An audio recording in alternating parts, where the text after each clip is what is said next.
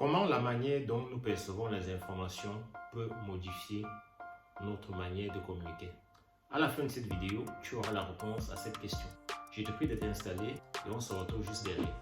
Salut à toi! Si c'est la première fois que tu viens sur cette chaîne, mon nom est Christian Yossatian et je suis consultant en communication et marketing. Je suis devenu consultant parce qu'il était temps pour moi de partager et de transmettre au plus grand nombre tout ce que j'ai pu apprendre au travers de mes études et de mon expérience professionnelle. Alors, si ce sujet te parle, je te prie de t'abonner sur cette chaîne et d'activer la cloche des notifications. Ici, nous allons parler autrement. Bien, dans cette vidéo, nous allons parler de la perception au travers de 3 scénarios. Un scénario visuel, un scénario auditif et un scénario lié à l'apprentissage. Je te prie de regarder l'image qui va s'afficher à l'écran et on en reparle juste derrière.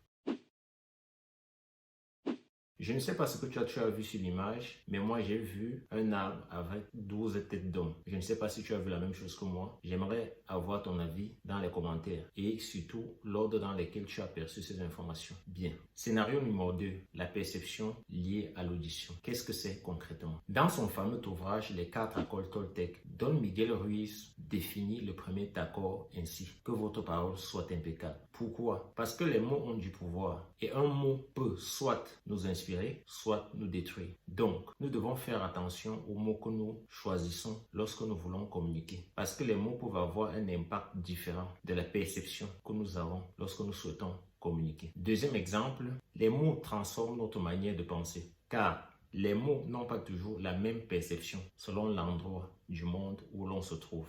Pour en savoir plus sur cette question, je t'invite à écouter cette conférence TED de Lera Boroditsky qui en dit plus sur le sujet. Scénario numéro 3, la perception liée à l'apprentissage. D'après les études, il existe 6 modes d'apprentissage. Nous allons essayer d'en parler des différents modes tout de suite. L'apprentissage visuel. Comment cela se traduit-il ou alors comment ça se manifeste? Les apprenants visuels apprennent mieux à travers des images, des graphiques, des infographies, des diagrammes et des vidéos. L'apprentissage auditif. Les apprenants auditifs apprennent mieux en écoutant et en entendant les informations. Ils préfèrent les explications, les enregistrements audio et les discussions. Les apprenants kinesthésiques. Les apprenants kinesthésiques apprennent mieux en bougeant et en faisant des activités physiques. Ils ont besoin d'interagir avec leur environnement pour mieux assimiler les informations. Les apprenants tactiles. Les apprenants tactiles apprennent mieux en touchant et en manipulant les objets. Ils ont besoin de sentir les formes et les textures pour mieux comprendre et assimiler les informations. L'apprentissage social. Les apprenants sociaux apprennent mieux en travaillant en groupe. Ils interagissent avec les autres en partageant leurs connaissances. L'apprentissage par lecture-écriture. Les apprenants qui préfèrent la lecture et l'écriture apprennent mieux en lisant des textes, en prenant des notes et en écrivant des résumés ou des synthèses. Nous pouvons tous assimiler les informations à travers ces différents modes d'apprentissage. En revanche, chez certains d'entre nous, il existe un mode prédominant. C'est ainsi que vous entendrez des gens dire « je suis visuel, je suis auditif », etc.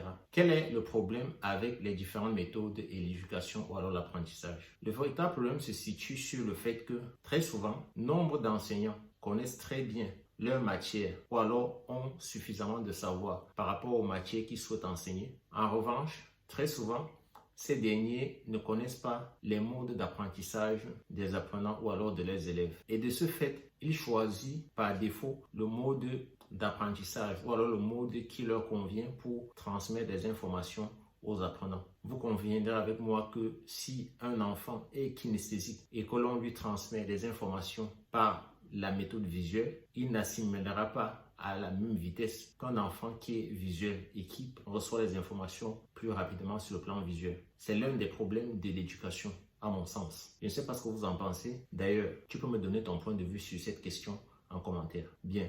À mon avis, sur la question de l'éducation, les enseignants ou alors l'éducation nationale devraient plutôt se poser la question suivante. Quel est le meilleur moyen de transmettre les savoirs aux apprenants ou alors aux élèves ou aux étudiants? Je ne sais pas ce que tu en penses sur cette question, mais j'attends ton point de vue en commentaire. S'il est vrai que nous percevons les informations de manière différente, comment peut-on définir la perception? La perception peut être définie comme le processus par lequel les individus interprètent et donnent du sens aux informations qu'ils reçoivent par le biais de leur sens et de leur expérience personnelle. La perception est donc subjective et peut varier d'une personne à l'autre en fonction des facteurs tels que l'âge, le genre, la culture, la personnalité, les croyances, les expériences passées, l'éducation, les valeurs, le tempérament, le sens de l'humour et la classe sociale. En un mot, la perception est une construction subjective.